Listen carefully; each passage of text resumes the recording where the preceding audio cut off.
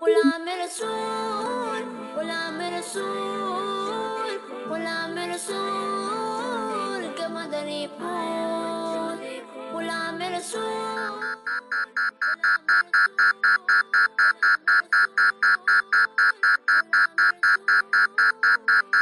کنیز فاطمہ، یہ آپ کیا کر رہی ہیں؟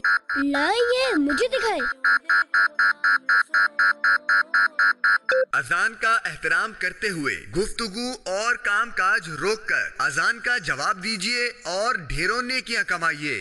اللہ اکبر اللہ اکبر.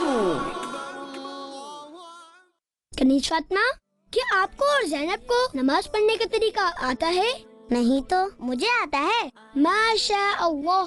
میں نے آپ ہی کو تو دیکھ کر نماز پڑھنا سیکھی ہے. کیا مجھے دیکھ کر سیکھی ہے؟ جی غلام رسول بھائی، آپ کو دیکھ کر نماز سیکھی ہے. مگر کنیز فاطمہ، بچیوں اور اسلامی بہنوں کی نماز تو ہم سے الگ ہوتی ہے. کیا؟ چلے آئیں، میں آپ دونوں کو اسلامی بہنوں کی نماز کا طریقہ سکھاتا ہوں.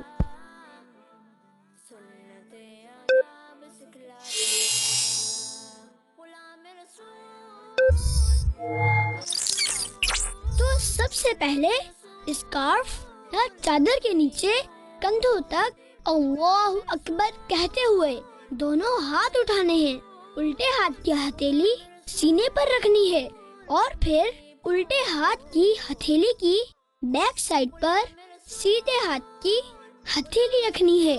اس طرح کھڑے ہونے کی حالت میں ثنا یعنی سبحانک اللہم وبحمدک وتبارک اسمک وتعالی جدک ولا الہ غیرک اعوذ باللہ بسم اللہ سورہ فاتحہ اور قرآن پاک کی کوئی ایک سورت پڑھ لیں. اب اللہ اکبر کہتے ہوئے رکوع میں جانا ہوگا. اس طرح یعنی آپ دونوں نے میری طرح پورا نہیں بلکہ تھوڑا سا ہی جھکنا ہے. اس کے بعد گھٹنوں پر ہاتھ رکھنا ہے. اس میں انگلیاں ملی ہوئی رکھنی ہے اور پاؤں جھکے ہوئے رکھنے ہیں. اور رکوع میں کیا پڑھنا ہوتا ہے؟ سبحان ربی العظیم. مگر غلام رسول بھائی، یہ پڑھنا کتنی دفعہ ہوتا ہے؟ اس تسبیح کو 3 دفعہ پڑھا جاتا ہے. زینب رکیے، دروازہ مجھے کھولنے دیجیے.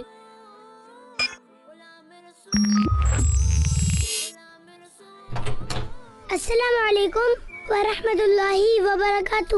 وعلیکم السلام ورحمۃ اللہ وبرکاتہ. فیضان بھائی، کیسے آنا ہوا؟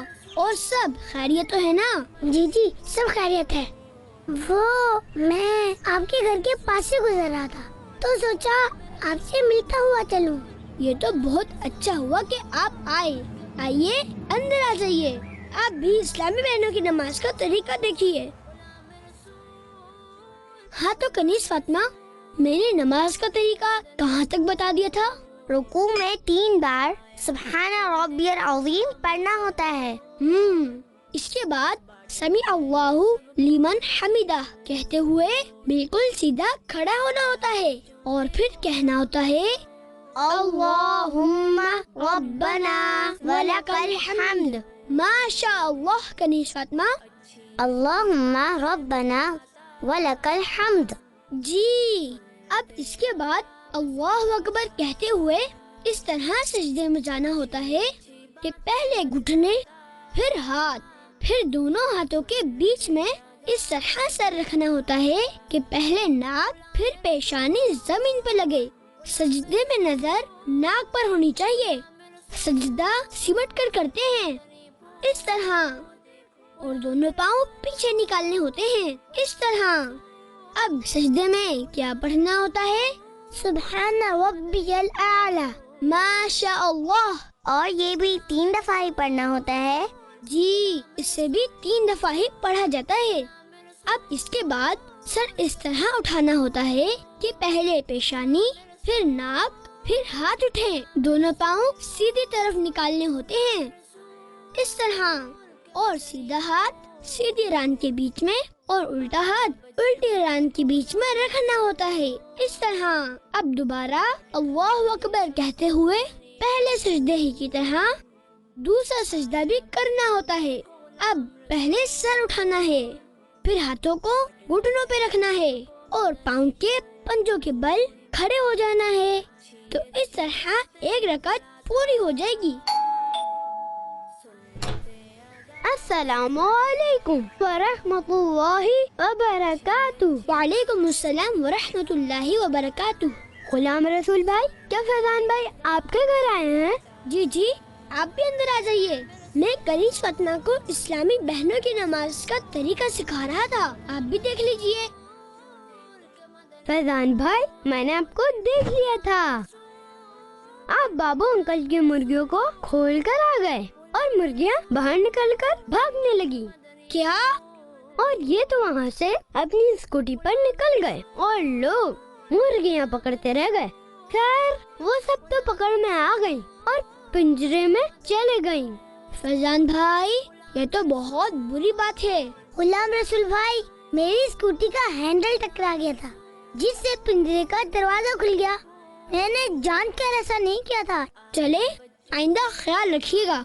और नुमान भाई, आपको भी फैजान भाई की ये बात इस तरह सबके सामने बयान नहीं करनी चाहिए थी।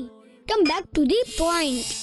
अब दूसरी रकात में बिस्मिल्लाहिर्रहमानिर्रहीम पढ़कर अल्हम्द और सूरत पढ़नी होती है और पहले की तरह रुकू और सजदे करने होते हैं। दूसरी रकात में दूसरे सजदे से सर उठाने के बाद दोनों पाँव सीधी तरफ निकालकर बैठना होगा। देखिए इस तरह, और पहले की तरह सीधा हाथ सीधे रान के बीच में और उल्टा हाथ उल्टी रान के बीच में रखना होगा। अब तशहुद यानी अत्तहियात पढ़नी होगी और तशहुद में जब अशहदु अल्ला इलाहा इल्लल्लाह के कलमा ला के करीब पहुँचे तो सीधे हाथ की बीच की उंगली और अंगूठे का हल्का बनाएं और छोटी और उसके पास वाली को हथेली से मिला दें और लफ्ज ला पर कलमे की उंगली उठाएं, बिल्कुल इस तरह से, मगर इसको हिलाना नहीं है और कलिमा इल्ला पर गिरा देनी है और सब उंगलियां भी फौरन सीधी कर लेनी है पहले की तरह। फिर दुरूद इब्राहिम पढ़ना होगा। फिर कोई सी दुआए मासूरा भी पढ़नी होगी। गुलाम रसूल भाई, दुआए मासूरा क्या होती है? जो दुआएं कुरान या हदीस में आई हैं, उन्हें दुआए मासूरा कहते हैं। और फिर नमाज खत्म करने के लिए पहले सीधे कंधे की तरफ मुंह करके अस्सलामु अलैकुम व रहमतुल्लाह कहना होगा और फिर उल्टे कंधे की तरफ मुंह करके भी यही सलाम करना होगा। इस तरह नमाज मुकम्मल होगी। और अगर ये आखिरी रकत नहीं है तो अत्तहियातु के बाद फिर खड़ा होना होगा और बकिया नमाज मुकम्मल करनी होगी। गुलाम रसूल भाई, ये नमाज मुझे कैसे याद होगी? कनीज फातिमा, आप इस्लामी बहनों की नमाज का तरीका गुलाम रसूल के इस खाके को YouTube पर भी देख सकती हैं और नमाज की प्रैक्टिस कर सकती हैं। वाह, क्या बात है गुलाम रसूल भाई। खवातीन की नमाज का तरीका YouTube पर, ये तो मैं अपनी आपी को जरूर बताऊंगा। हाँ, मैं भी इस वीडियो को जरूर देखूंगा और अपनी